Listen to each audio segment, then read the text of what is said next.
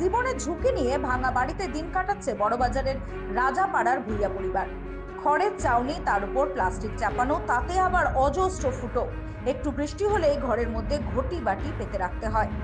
নড়বড়ে মাটির দেওয়াল, সেটাও আবার মাঝখান থেকে ভাঙা। কেন্দ্র বা রাজ্যের আবাস যোজনার ঘর। বাবা পরিযায়ী শ্রমিক, একটি মাত্র ভাই, সেও আবার পড়াশোনা ছেড়ে ভিন রাজ্যে কাজ করতে গিয়েছে। মা ও বৃদ্ধা ঠাকুমার সাথে জীবনের ঝুঁকি নিয়ে ভাঙা ঘরে বসবাস করছে মল্লিকা ভূঁইয়া। অভিযোগ, আবাসের তালিকায় নেই সততা। বড়াবাজার গ্রাম পঞ্চায়েত থেকে মেলেনি একটি ত্রিপলও। ব্লক পঞ্চায়েতে ঘুরে ঘুরে ক্লান্ত। পঞ্চায়েতে ত্রিপল চাইতে গেলে তারা বলে শেষ হয়ে গেছে, আবার ব্লকে চাইতে গেলে তারা বলে পঞ্চায়েতে যোগাযোগ করুন। বিরোধী দল করায় নাকি তাদের পাশে ছিল না 34 বছরের সিপিএম সরকার, আর এখন পাশে নেই বর্তমান তৃণমূল সরকার। সেই কারণেই হয়তো তালিকায় নাম না থাকায় পরিবারের এই হাল। ভূঁইয়া পরিবারের করুণ জীবনযাত্রার ছবি ধরা পড়েছে পুরুলিয়া জেলার বড়াবাজার রাজাপাড়াতে। ভূঁইয়া পরিবার সূত্রে জানা গিয়েছে, রাজ্যের আবাস তালিকায় রয়েছে প্রভাবশালীদের থেকে শুরু করে বিত্তবানদের নাম, কিন্তু সেই তালিকা থেকে সত্যিকারের যোগ্য ব্যক্তিরা বাদ পড়েছেন বলে অভিযোগ। তাদের মধ্যেই একজন হলেন পুরুলিয়া জেলার বড়াবাজার রাজাপাড়ার বাসিন্দা মল্লিকা ভূঁইয়া। বাড়িতে রয়েছে মল্লিকার মা ও বৃদ্ধা ঠাকুমা। ভাই লেখাপড়া ছেড়ে ভিন রাজ্যে কাজের উদ্দেশ্যে পাড়ি দিয়েছে। বাবা পরিযায়ী শ্রমিকের কাজ করেন, কোনো রকমের সংসার চালান। মল্লিকা ভূঁইয়ার দাবি, আবাসের পাকা বাড়ির জন্য একাধিকবার আবেদন করেছেন তারা, পরেও বাংলার আবাস যোজনার তালিকায় নাম নেই এই বেহাল পরিবারের। ভাঙাচোরা বাড়ি, বৃষ্টি হলেই জল জমে যায়। সেই সময় অন্যত্র গিয়ে আশ্রয় নিতে হয় পরিবারকে। যখন তখন বাড়ি ভেঙে ঘটতে পারে বড় সড় দুর্ঘটনা, সেই আশঙ্কাতেই প্রহর গুনছে পরিবার। এই ঘটনায় সরব হয়েছেন বন্দোয়ান বিধানসভার মণ্ডল 2 এর বিজেপি সভাপতি জনার্দন সিং মোদক। তিনি বলেন, বড়াবাজার গ্রাম পঞ্চায়েতের প্রধানের পাশেই মল্লিকা ভূঁইয়ার বাড়ি। তিনি কি বিষয়টি জানেন না? বিজেপির নবনিযুক্ত ঝাড়গ্রাম জেলা সাধারণ সম্পাদক লবসেন বাসকে বলেন, বর্তমানে তৃণমূল সরকার মানুষের পাশে নেই। তৃণমূল সরকার ব্যবস্থা না করলে আমরা আদায় করে নেব, তারপরেও এই পরিবারের পাশে থাকবো। অন্যদিকে বড়াবাজার গ্রাম পঞ্চায়েতের প্রধান সবিতা নামাতা ও উপপ্রধান সজল সিং মল্ল বলেন, ব্লক থেকে পঞ্চায়েত ত্রিপল সীমিত দেওয়া হয়েছিল। যারা যারা গ্রাম পঞ্চায়েতে আগে এসেছিল তাদের সকলকে ত্রিপল দেওয়া হয়েছে।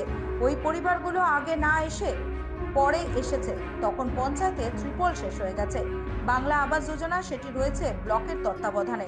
তবে ভূঁইয়া পরিবারকে ত্রিপল দেওয়ার ব্যবস্থা করব এবং বাংলার আবাস যোজনায় যাতে তাদের নাম তোলা হয় তার জন্য বিষয়টি ঊর্ধ্বতন কর্তৃপক্ষকে জানাবো। তবে কি বিরোধী পার্টি করার জন্যই একটি ত্রিপল ও আবাস যোজনার নাম থেকে তারা বঞ্চিত, উঠছে প্রশ্ন। তবে পরিবারের দাবি, যাতে তারা মাথা গোঁজার ঠাঁইটুকু পায়, তার জন্য অনুরোধ জানিয়েছেন ব্লক প্রশাসনকে।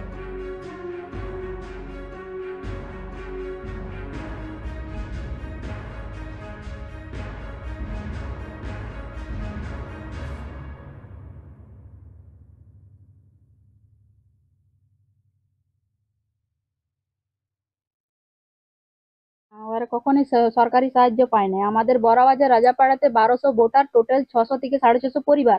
তার মধ্যে 50% মানুষ আবাস যোজনা পায় নাই, কিন্তু তাদের মধ্যে যারা পাইছে তারা একদম মানে অপ্রাপ্য, যাদের কোনো প্রাপ্যই নাই তারা পাইছে ছাদের উপর ছাদ, দালানের উপর দালান। কিন্তু আমাদের যারা একদম নিম্নবিত্ত পরিবারে আছে 50%ও কারো মানে আবাস যোজনা পায় নাই। আমাদের মানে রাজাপাড়ায় এতগুলো পরিবার আছে যারা একদম মানে আবাস যোজনার নামও নাই আর কিছু পাও না, একদম প্রাপ্য কিন্তু পায় নাই। আমি তার মধ্যে কয়েকটা ঘরও মানে দেখান দিতে পারি যে এইগুলো পাই নাই ঘরগুলো। জলে প্রচুর বৃষ্টি হওয়ার পরে বড়াবাজার এলাকায় বিভিন্ন জায়গায় বহু মানুষের ঘর বাড়ি মানে ছাউনি ভেঙে পড়েছে এবং তারা কিছু মানুষ অ্যাপ্লিকেশনও করেছে আমাদের পঞ্চায়েতে।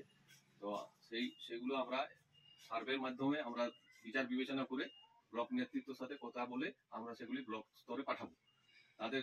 সেই আমরা এখন সার্ভে পর্যায়ে আছি, সেগুলো সার্ভে চলছে অলরেডি আমাদের বড়াবাজার পঞ্চায়েত থেকে। আর ত্রিপালের বিষয়টি হচ্ছে আমাদেরকে ব্লক থেকে যে 50-50টি করে ত্রিপাল দেওয়া, মোট 100টি ত্রিপাল গ্রাম পঞ্চায়েতকে ত্রাণ হিসাবে ব্লক প্রশাসন পঞ্চায়েতকে পাঠিয়েছিলেন।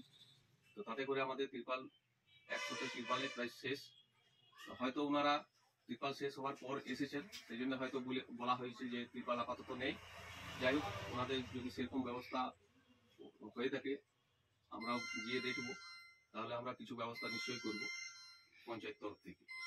দেখুন, বর্তমানে যে শাসক তৃণমূল যেভাবে দেখাশোনা করছেন এবং পঞ্চায়েত কিংবা পঞ্চায়েত সমিতি দেখাশোনা করছেন, তাতে আমরা নিজেরা দেখেছি আমরা বিভিন্ন সমস্যা নিয়ে, যেখানে মানুষজনের দেখভাল দরকার এবং ঘর বাড়ি ভেঙে গেছে, তার কিছু মেরামত করার কিছু সাহায্যের দরকার, সেখানে গিয়ে দেখেছি যে পঞ্চায়েত সমিতি বলবেন যে পঞ্চায়েত জানে এবং পঞ্চায়েত বলবেন পঞ্চায়েত সমিতি, এইভাবে কাজ চলছে। আমরা জানি যেভাবে মানুষের অসুবিধা হলে ঝড় ঝঞ্ঝায় অসুবিধা হয়, তাতে একটা ব্যবস্থা থাকে।